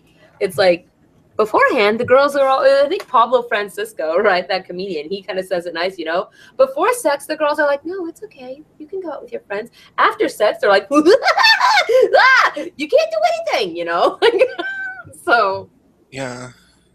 I mean, I agree. I don't think it was like that when we were young. Yeah, it's very strange. I don't. I mean, I'm so glad that Trump is like trying to do something about it, but it's hard because everything that Trump does is opposed so heavily by the mainstream media, and there's all sorts of people that I know, people who I normally consider intelligent people, who are posting like, oh my god, the schools are siding with the rapists, the schools are trying to overturn the protections for rape and they're siding with the rapists, and I'm like, okay, that's the exact opposite of like what's actually going on here. Like what did you hear that what's his name from the mattress girl scenario Yeah. won his lawsuit against the college? Yeah, thank God. What? So remember Mattress Girl? She claimed she was raped. Mattress and, boy. brought her mattress around with her for the rest of college. Used it as her but thesis. it was fake. It was all an art thing. Like, she wasn't actually raped. Right. She said she was. So he was exonerated from the rape both by the college and by the police, and but since the school continued to let her harass him by bringing the mattress around everywhere and having his name appear in every article about her and all that shit, he won a multi-million-dollar lawsuit against the school. No way. That's awesome. Yeah. Or they settled. I don't know. The point is it went in his favor. That is awesome. Oh, I want to see a link to that. I'm so glad to hear that. Yeah. That was so much. But like at the same time, as much as of a victory as it is, without this, because it's only being reported in conservative media, and it's like this should be on the cover of there should be a story about this in the New York Times, and it should be coming on, CNN. Like, hey, you guys, everybody heard of Mattress Girl. Did you know that it really wasn't real? Do you know that it was official? Here's an article from Time Magazine. For all the media that the actual original case got, then when it gets settled as, oh, whoops, you don't hear about that. Quiet as a church mouse over here. Yeah. Well, no, and it's I put a link into the chat. It is in Time Magazine. You're right. But it's amazing how little people care about what's in Time Magazine. Like, I just had an argument with some guy that I used to be friends with, who's one of these fucking piece of shit straight guy male feminists, who he literally told me that gay men grope women's boobs all the time because he heard about, because that's that's the feminist rumor that gay men are supposedly constantly groping women, which is the most absurd thing ever. Like, this, it's so fucking absurd. Like, it's like, no, gay men don't touch women, they touch us. Like, trust me, you can go into a gay bar and you can find women, but the biggest important thing is that, like, they act like it's this thing that there's this horribly violating thing, and the poor women's. No, what it really is that women, gay men and women, when they get drunk, they relax around each other, and if one touches the other person doesn't care, and it's like like a female locker room situation. Like, it doesn't actually matter, and that's so. This guy was talking about, he was trying to tell me that.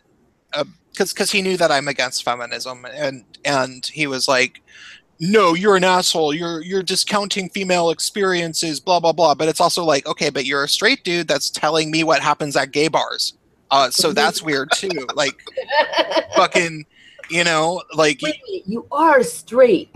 He is.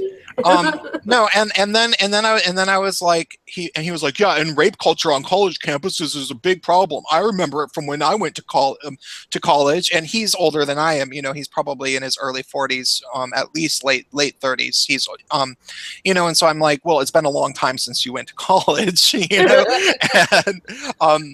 And he was like, and I'm like, so can I ask you a question? Does 1 in 5 women on college campuses get raped? And he said yes. And I said, oh, well, let's take a look at what the people who gathered that data say in Time magazine, because I think the people who gathered the data might disagree with you.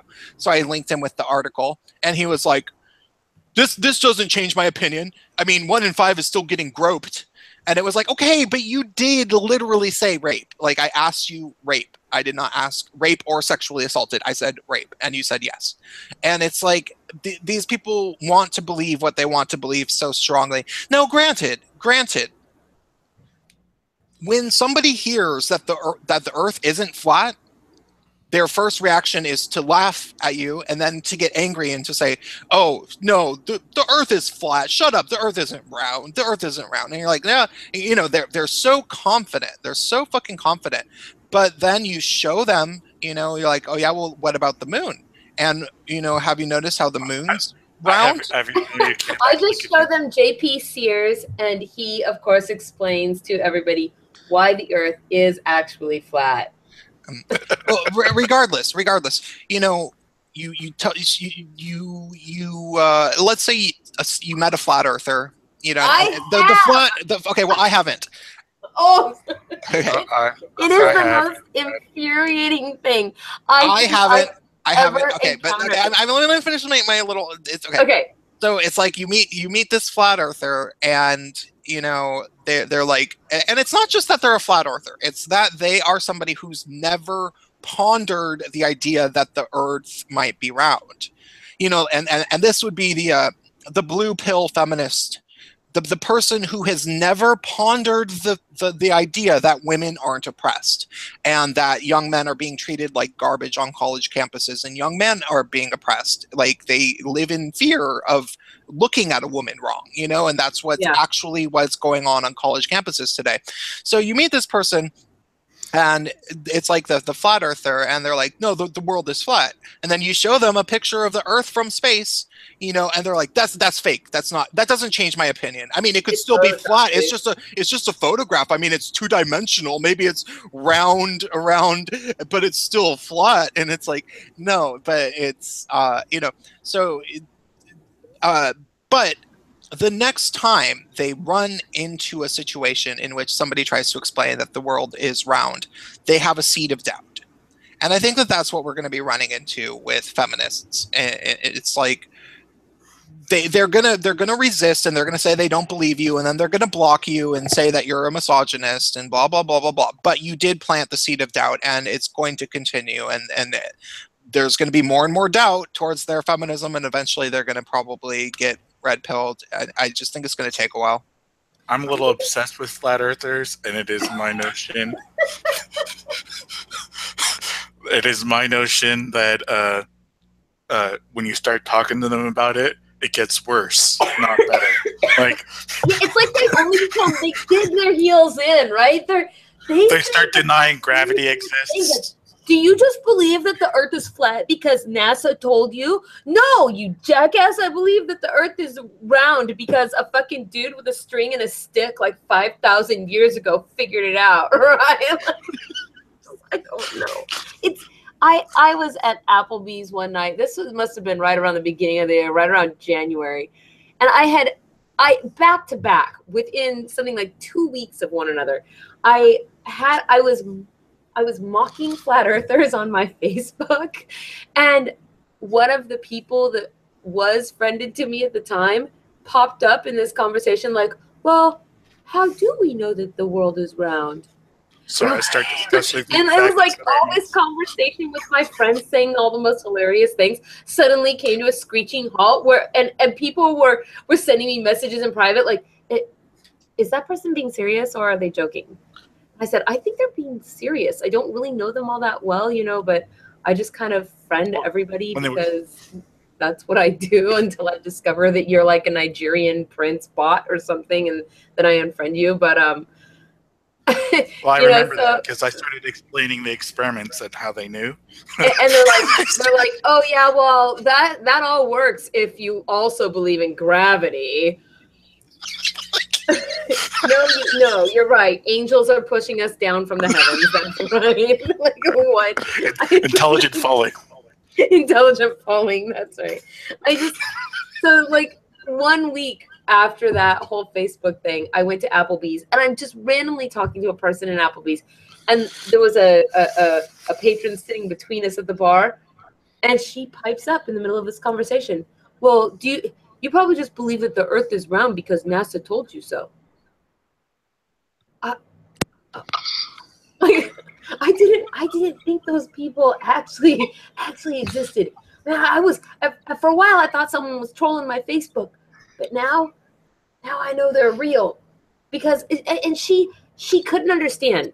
So I tried to explain. She says, "Well, how come when you look at a picture, when you look at old maps, or well, I don't know what the name of the maps are, but they're the ones where the world looks like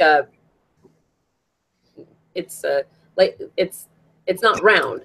What do you call those maps? They're the accurate ones, right?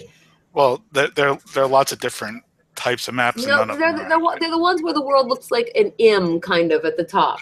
Oh yeah, I forget what those are called. Those are they have a very specific name. Yes, they're the ones that are like the most accurate maps, because they actually account for what happens when you try to flatten a fucking globe onto a piece of paper as best as you can. Yeah, right. And so she's like, well, how come when you look at those, then the world isn't round? And I tried to explain to her. I said, if you were to take an orange right now, just a nice round orange, and you squashed it, would it be perfectly round on a piece of paper? What would happen to that orange peel? It doesn't go down perfectly round. It breaks apart in order to get flat. That's why those maps look that way, because you can't accurately put a sphere onto a two-dimensional surface. God damn it! And she was like, it's like wrapping a piece of paper around the. Yeah. And it was so clear that the most basic things were just way beyond her. Like she had zero concept of the fact that there was even such a thing as mathematical and scientific history, for example. That we didn't just come up with math 50 years ago, right? It was crazy. It was a super crazy conversation. I don't even know. I share your pain, Newt. I share your pain. Jeff released a video about a meetup. Do you want to watch it? Actually, watch it really fast. Let's see what he says. Okay, it's only a minute and a half long. So. Hey, what's going on, everybody? Jeff Holiday here, and I'm going to be in the Seattle area tomorrow or tonight, depending on when you're watching this video. And so basically on Friday the 4th, I will be up in Seattle. I'm going to be going to The Lookout, which is in Capitol Hill in Seattle. The address is 757 Bellevue Avenue East in Seattle. I don't know if it's a good place or not. I haven't been able to figure out a cool spot or whatnot. So I guess that's where I'm going to meet people. I think I'll be there. I'll definitely be there by 10 p.m. And I'll stick around until 11 or 12 if there's someplace better to go. Maybe we'll go there. But I pretty much have no plans for the night. And then the next day, Saturday, which would be the 5th, I'm going to go to the Fremont Troll, the troll under the bridge. And I'm going to go there. It wasn't 21 and wanted to hang out, or if you just want to hang out some more, that's where I'll be. But yeah, so 10 p.m. tomorrow on Friday at the Lookout, and then at noon, I'm gonna go to the Troll. Yeah, it should be a lot of fun. So if you get a chance to, if you're in the area, you should come and drop by, say hi. But otherwise, I hope everybody else is well, and I'll see you guys later. Okay, sounds good. Hold on, please. All right, I should be going. Yeah, I want to take off too. So thanks for having us. Yeah. Can't hear you, sister. Can you hear me now? Yes. Okay. Well then, and thanks for being here. We have to go again. Okay, bye. Good night, everybody. Night.